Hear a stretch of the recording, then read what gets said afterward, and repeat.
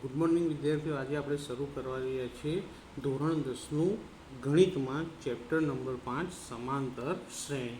સમાંતર શ્રેણી બોર્ડની અંદર 8 માર્કનું પૂછાય છે. એટલે કે સમજો કે ભાઈ પેપરના 10% સમાંતર શ્રેણી છે અને ખૂબ અગત્યનું ચેપ્ટર છે. જે વિદ્યાર્થીઓ બેઝિક ગણિત ભણી રહ્યા છે અથવા જે વિદ્યાર્થીઓને કોમર્સ લેવાનું છે તે વિદ્યાર્થીઓ માટે આ ખૂબ જ અગત્યનું ચેપ્ટર છે. એટલે ધ્યાનથી ભણજો. આઈએમપી ચેપ્ટર છે. બીજું તો સૌથી અગત્યની વાત, તો સમાંતર શ્રેણી કોને કહેવાય? કે જેમાં પ્રથમ પદ સિવાયના પ્રત્યેક પદ આગળના પદમાં નિશ્ચિત સંખ્યા ઉમેરી મેળવી શકાય તેવી સંખ્યાની યાદીને સમાંતર શ્રેણી કહેવાય. જો જેમાં પ્રથમ પદ સિવાયના પ્રત્યેક પદમાં, પ્રથમ પદ હોય એની આગળ કોઈ પદ હોતું નથી. જેમ કે અહીંયા આગળ પ્રથમ પદ પહેલી જે સંખ્યાની યાદી લખી એમાં 2 છે, 2ની આગળ કોઈ સંખ્યા નથી. તો પ્રથમ પદ સિવાયનું પ્રત્યેક પદ, તો પ્રથમ પદ સિવાયનું પદ 4, તો આગળના પદમાં નિશ્ચિત સંખ્યા ઉમેરી. જેમ કે 2માં કેટલા ઉમેર્યા? 4. સોરી, 2માં કેટલા ઉમેર્યા? 2. 2 ઉમેરવાથી કેટલા બની ગયા? 4.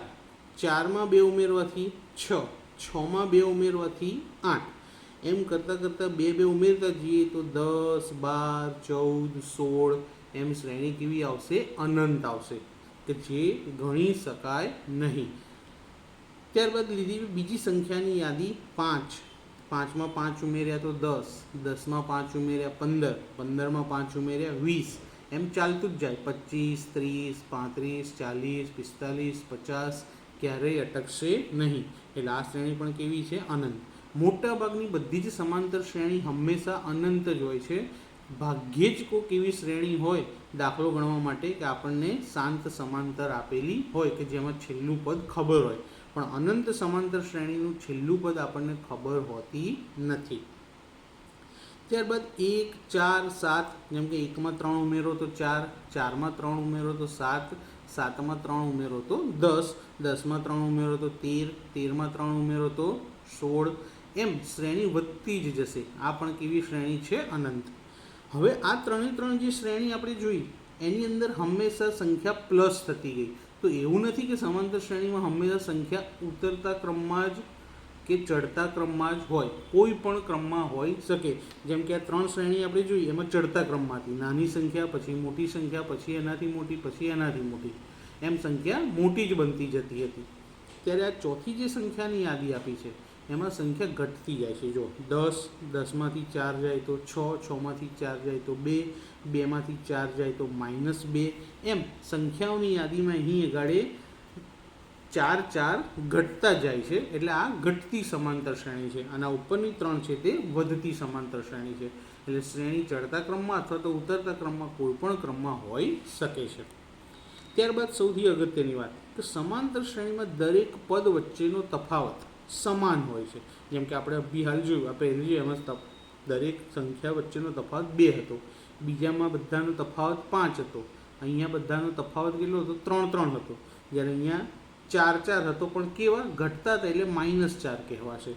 તો સમાંતર શ્રેણીમાં દરેક પદ વચ્ચેનો તફાવત સમાન હોય છે, તેથી તેને સામાન્ય તફાવત કહેવાય છે. શું કહેવાય છે એને? સામાન્ય તફાવત.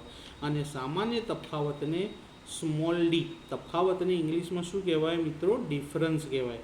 માટે સામાન્ય તફાવતને સ્મોલ ડી વડે દર્શાવાય છે. ડી મીન્સ ડિફરન્સ, એટલે તફાવત. ત્યારબાદ સમાંતર શ્રેણીનું વ્યાપક સ્વરૂપ. શું શ્રેણીનું પહેલું પદ હોય એને શું કહેવાય? એ. બીજું પદ એટલે A+D.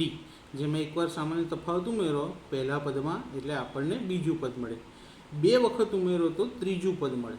3 વાર સામાન્ય તફાવત ઉમેરો તો ચોથું પદ મળે. 4 વાર સામાન્ય તફાવત ઉમેરો તો 5મું પદ મળે. એમ કરતાં કરતાં શ્રેણી વધતી જ જાય અને શ્રેણીનું છેલ્લું પદ શું હોય? A+n-1 × D. આ શ્રેણીનું વ્યાપક સ્વરૂપ છે. શ્રેણીના પ્રથમ પદને શું કહેવાશે? A1 પણ કહી શકાય અથવા એકલો A પણ કહી શકાય. પ્રથમ પદને A એકલો પણ કહેવાય અથવા A1 પણ તમે લખી શકો છો. સામાન્ય તફાવતને ડી જ કહેવાશે, બીજું કશું કહેવાશે નહીં. સામાન્ય તફાવત ડી બરાબર, એના ઘણા બધા સૂત્રો છે. A2 માઇનસ A1 એટલે કે બે ક્રમિક પદોનો તફાવત, પણ હંમેશા પછીના પદમાંથી એની આગળનું પદ બાદ કરવાનું. જેમ કે બેમાંથી પહેલું એટલે કે બેમાંથી એક, ત્રીજામાંથી બીજું, ચોથામાંથી ત્રીજું. એ જ રીતે A5 minus A4, A6 minus A5, A7 minus A6 એમ કરતાં કરતાં તમે ગમે તેટલા પદ બનાવો તો ડીના કેટલા પદ છે? અનંત પદ છે, જે ક્યારેય પૂરેપૂરા લખી શકાય નહીં, કારણ કે સમાંતર શ્રેણી પણ કેવી હોય છે? અનંત. માટે ડીના સૂત્રો પણ કેવા છે? અનંત. તો ડીનું સામાન્ય સૂત્ર શું થશે મિત્રો?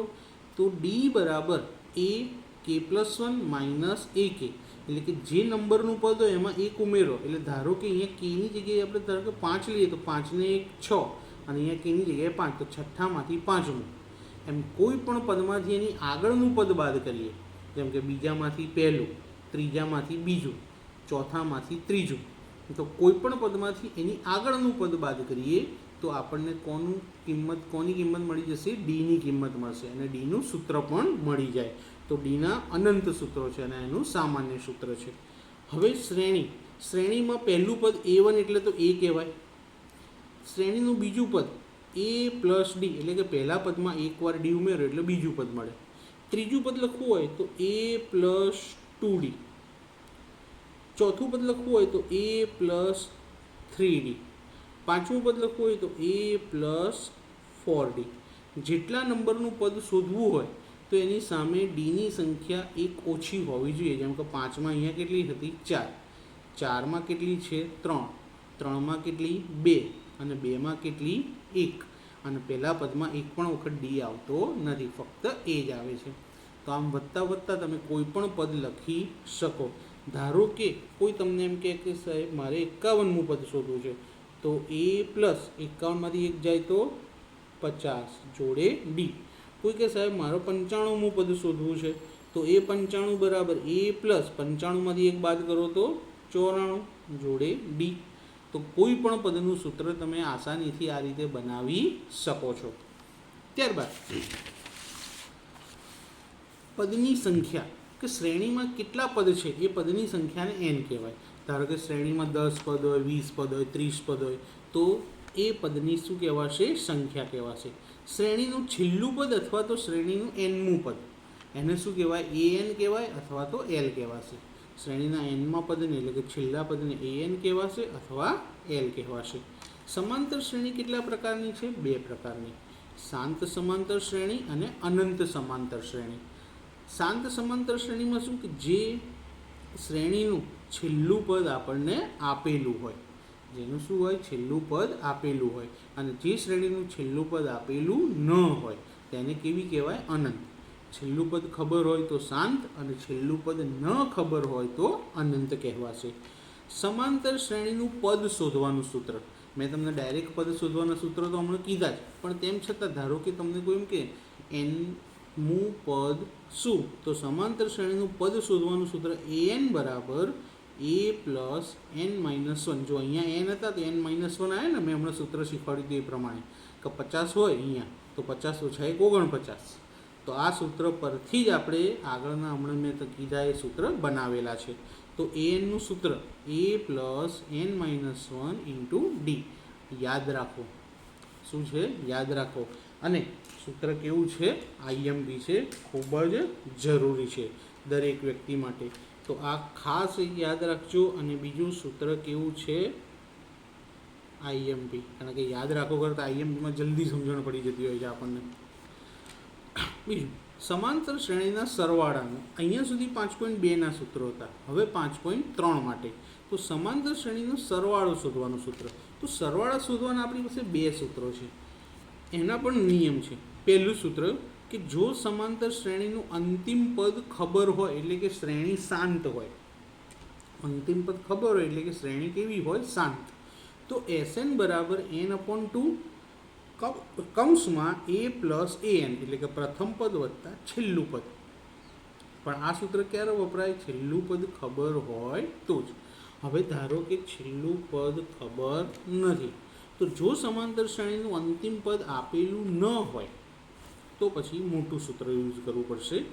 Sn બરાબર n/2 બ્રેકેટમાં 2a plus n-1 into D.